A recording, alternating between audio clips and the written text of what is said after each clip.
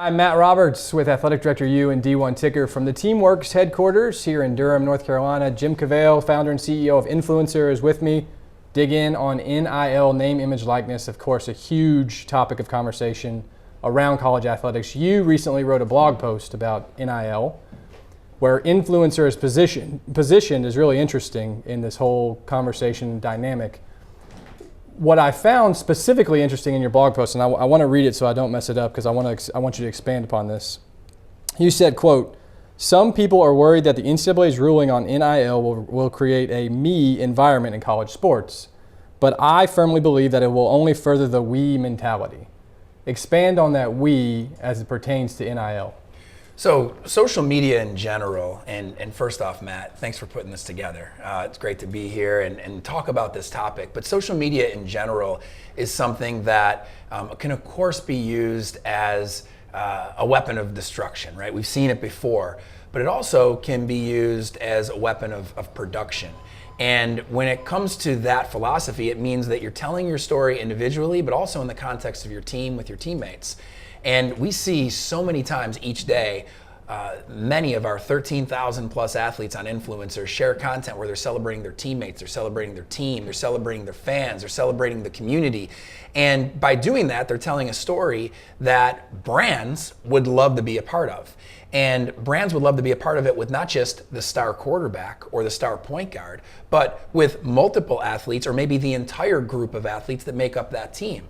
And so I really believe that brands will want to play with teams still in media and on social media, and will allow each athlete to participate with a pro rata share based on their following, their audience on social in that campaign, so that everyone can win, the punter and the quarterback, the softball shortstop who's a star, and the walk-on who is a part of the team but happens to be more of an influencer on campus with social. So the we is expanding the brand. Yeah, expanding the brand, and that's already what's happening without any dollars and any brands involved. The brand of the team is being expanded because each of the players who are a part of that sum are telling their story about that team. I'm curious if maybe you've looked at this data or considered it. If we move to a model where student athletes have the ability through whatever platform or framework, and we'll talk about that in a second, to monetize portions of their NIL with particular partners, could that actually lead to more brand exposure if I'm Louisville Athletics, because the depth of a roster of who's pushing out content because they're monetizing it? Are you suggesting that potentially there's an opportunity to further amplify that brand because of NIL? I think the brand of the team can already be further amplified through a platform like ours and the social media accounts of all the players without NIL and dollars being on the table. So I don't think the team will necessarily get more exposure. Listen, I mean, the reality is what happens on the field or court still matters greatly. And what happens on the live broadcast that less people are watching still matters greatly. But based on what happens on that field or court, people and more people want to be let into the lives of those athletes and that team on that court or field because they're winning, because they're creating stories on the field or court that they want to see stories around that off the field or court. And so what athletes are starting to do is embrace that by sharing content, saying what they think, pushing their message out there, which amplifies the brand of the team, amplifies their brand. And this really gets into where NIL and everything fits in, because that's what I call 9 out of 10 social media formula. What do I mean? 9 out of every 10 posts should be free, should be storytelling. 1 out of every 10 posts should involve a brand. And if you see an athlete who, if you go to their Instagram and the last 6 posts were ads, and they were like 6 posts over the last 12 months, out the window, right? They didn't work, and the brand will stop advertising with that athlete. But if you see an athlete, LeBron, and if he can do it, anyone can, who posts every day and tells their story on Instagram stories every day, and then wants to weave a brand or 2 or 3 that they believe in into that story in an organic manner, that's what works on social. I've seen you use the example before of Benny Snell versus Josh Allen. Josh Allen, first-round draft pick, Kentucky football, goes to the Jags. Benny Snell, fourth-round draft pick, goes to the Steelers. Benny, post-college eligibility expiration, or say I'm going to the NFL, can get more per post than Josh, because the depth of this, and you used the example of a punter. I wonder if there are punters out there who have 6-digit Instagram followers and can monetize that.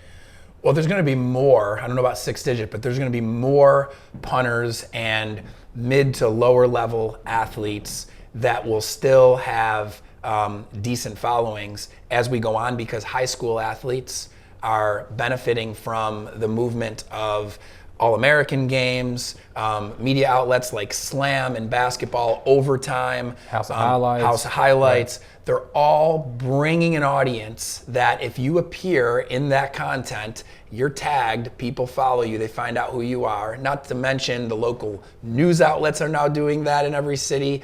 And even the teams that they play for are all playing in this. So it's a rising tides lifts all boats situation. And they grew up as natives with technology. So they've been doing this all the time. I just had a student athlete from one of our SEC football clients text me. This happens all the time. He said, hey man, really loved the app this season, still using it. I really want to grow my brand. I went and looked at his Instagram. He's a senior. He's posted 5 times in the last year. And he's getting his content through Influencer. Matter of fact, all 5 of his posts were through us really since September 1st when the season started. So it's helping him post more. But what I preach when I do go on campus and talk to these student athletes is how you have to post about your family.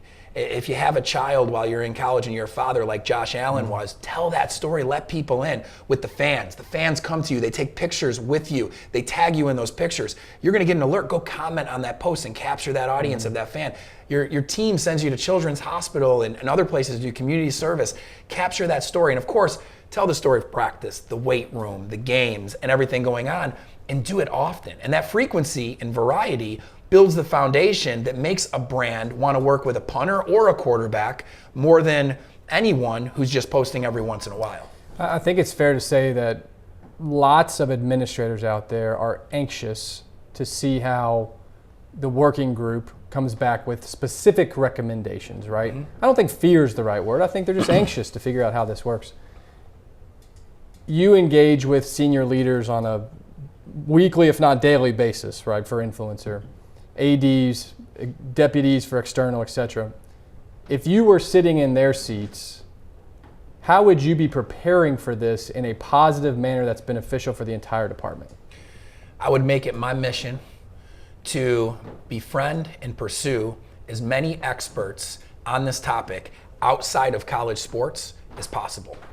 And I think that doing that means finding people from the brands world, not just going through whoever represents your school to find out about brands, but going and meeting some CMOs and executive staff from brands and talking to them yourself about how they view social. Meeting with pro athletes who are alums at your university and talking to them about what's changed since they left and how they might be using their social media to monetize their brand and partner with sponsors. I would talk to agents that represent athletes who played at your school and understand their viewership of the world, their perspective, I should say, of this world. I would do that, and I would do it intentionally enough to begin to build your own philosophy, and then I would find peers who are fellow athletic directors, fellow executives that work as the associate or deputy AD level at other schools, and I would put together some meeting groups of your own to just talk about it and get other perspectives and begin to prepare a formula that fits college athletics from those who have been in it for decades and put a lot of great time and gained a lot of great experience. But let's bring in some of the expert knowledge from the marketing, branding, social media, technology world that doesn't live inside of college sports. It might be a reason that college sports tends to be behind in those realms. I mean, how many college athletics departments have a CTO? But how many big companies that make the same amount of revenue, $100 million type revenue, have a CTO? Right. All of them, right? No CTOs in college, CTO at every place that's a business that makes the same revenues as a group of 5 or Power 5 school and up. So we've got to start thinking about that, about marketing outside of just the college athletics niche. The influencer platform specifically strikes me that plugging in brands in the same space where student athletes are already having access to high quality imagery from their contest to share, that seems like a pretty seamless connection. Is that how you view it too, potentially, if the industry is able to monetize NIL and student athletes can do that? Is that your platform that potentially makes that marriage happen? Yeah, it is. And we've thought that from the beginning. Since we started Influencer in 2017, we saw the college athletic space moving in this direction. The momentum we have now with the NCAA being involved, let alone California and the other states, wasn't there. But the reality of the direction it was going was, athlete empowerment and name, image, and likeness would potentially be on the table. But you also see at the pro level this already happening. And so what we said was, what is the foundation of great storytelling and great social media? And we felt like it was the free, organic, what I call daily storytelling that athletes can do and should do more of. Mm-hmm. And I saw holes between athletes stealing Getty watermarked images because they couldn't get content, tweeting out after games, hey, I need content, send it to me. A Kyle Guy this year, playing the national championship game, wins it all, tweeting, hey, send me pics because there's no solution. And I said, okay, how can we first just address that problem, but also know that it's the foundation, because now they're on Influencer 4.7 times a week, grabbing content and sharing it. And there's 13,000 of them, soon to be, with the Teamworks deal, more than 100,000 of them. Mm-hmm. How can we now build the foundation where they're on there doing the free storytelling that we know engages the audiences out there who are sports fans, and then complementary to that, bring in the monetization opportunities when it's legal at the college level, but to more than 500 pro athletes in the NBA and NFL from our clientele over the past year. How can we start doing this for them now to learn those features that need to be built for our college clients to activate and streamline brand relationships with athletes when NIL goes on the table? Does that materially change your business model as you see it today, or is it more of a plug-in complementary piece? We fortunately have built a really solid recurring revenue software business. We're software first. This is more of an agency play that technology can streamline, mm-hmm. and we will do it that way. It will be a new revenue stream for our business. But what I see out there is a lot of folks focusing on the 1 out of 10 advertising side first. Sure. Maybe claiming that they're technology, but they're really more of an agency. They're an agency first. And you can see it in the revenues, because most of the revenues are commissions from brands that they helped cultivate a streamlined post or social media campaign with certain athletes.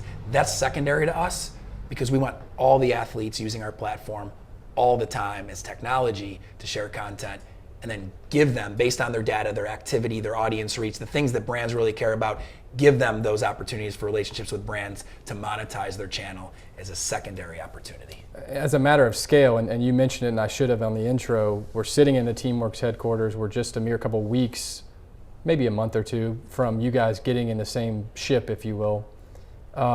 Can you scale this piece of the potential business model, depending on what we learn, quickly enough, given the exposure that Teamworks already has in the greater sports but collegiate athletics marketplace, to serve all potential users? We can, and the reason we can, first and foremost, is the media partnerships we have at the pro level. USA Today, we've worked on pilots with Turner Sports, Reuters internationally providing photography that gives our now pro athletes, like an RJ Barrett, who played at Duke, one of our clients, and is now playing for the Knicks, or a PJ Washington, who played at Kentucky, is now playing for Charlotte, or Gardner Minshew, right? Like, these guys, there's 500 of them now, played at schools that purchased Influencer, got them on the platform, and we've let them keep it for free. We don't charge the athlete $1 as a pro, because now we've got a behavior going on at the pro level that's going to allow us to build this stuff and test it out and be ready. We've also got Teamworks, who has team relationships, software deals with teams in more than half of the NBA, NFL, MLB, MLS, and NHL. And so yes, the timing of the Teamworks Influencer deal gives us the chance to really build the next new frontier of our business.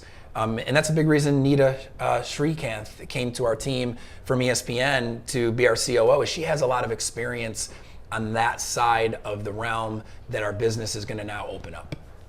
You mentioned that it can be an additive and a complementary new revenue vertical.